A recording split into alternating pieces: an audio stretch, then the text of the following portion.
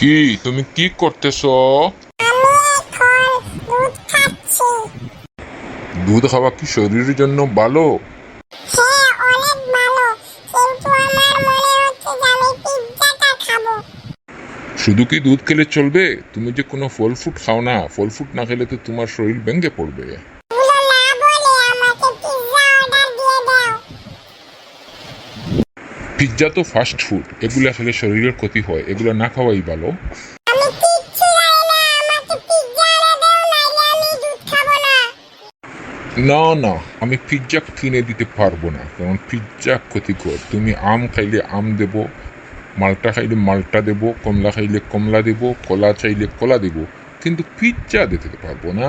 Pizza order দেওয়া লাগবে না, আমি ওইখানেই প্লেটে পিৎজা রাখা আছে, ওগুলো খেয়ে পেট ভরে নিব।